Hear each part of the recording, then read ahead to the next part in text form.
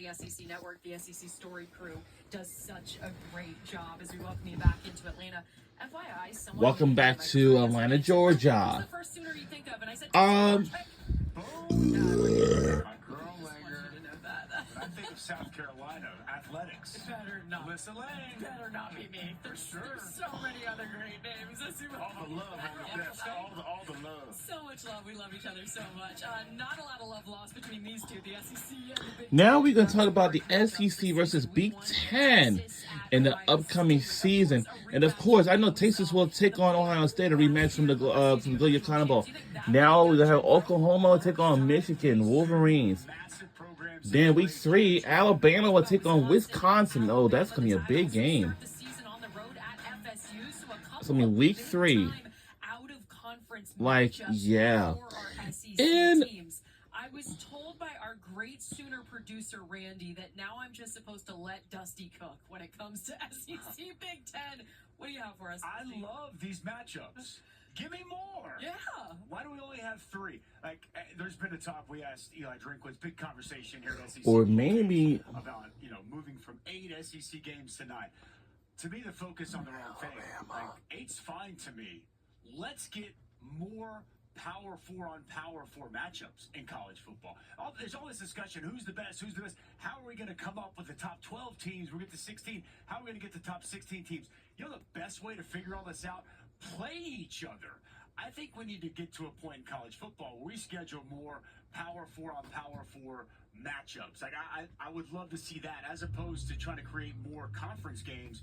Let's get big-time programs outside of conference playing, not just 1 or 2, but multiple times throughout the season, all the way across the board. Like, to me, that's the answer to figure out who's really. Well, I'm pretty sure a lot of these things is just like we've seen conversation about it. We've heard wasn't going our way. Have engaged in maybe a back and forth. Let's do it. Like, let's get it on. College basketball does it.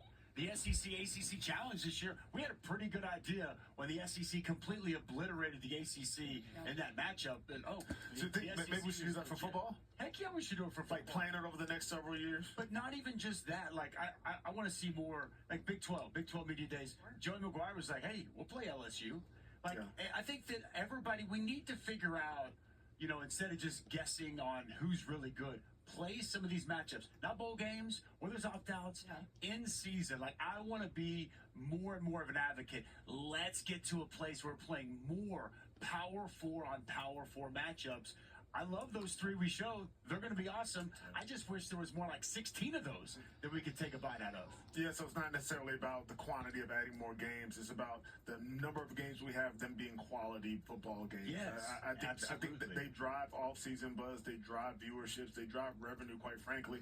And for players, one thing Drinkwitz talked about was the fact that these games, these important games, are great for fans and for players.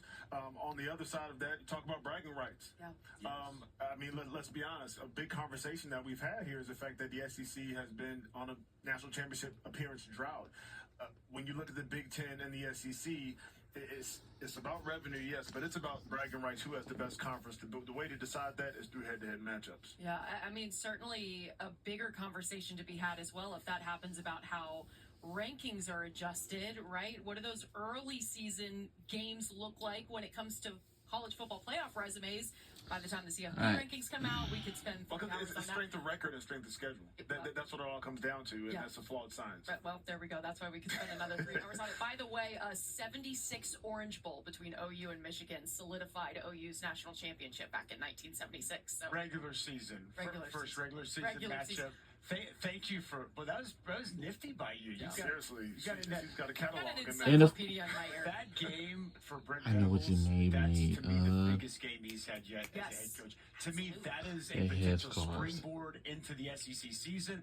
Or it's one where everybody starts to go, oh man, here we go again. Big game. We could be talking Mateer Mania by the time we get through that one. It could be a ton of fun. All right, we got more coming your way from here in Atlanta. We are about to jump off the desk here in about 20 minutes, and we've got some takeaways from the SEC Media Days. That's coming our way next. From everything we have talked about since Monday, that's coming to you next. And we'll be right back on the other side. Don't you go anywhere.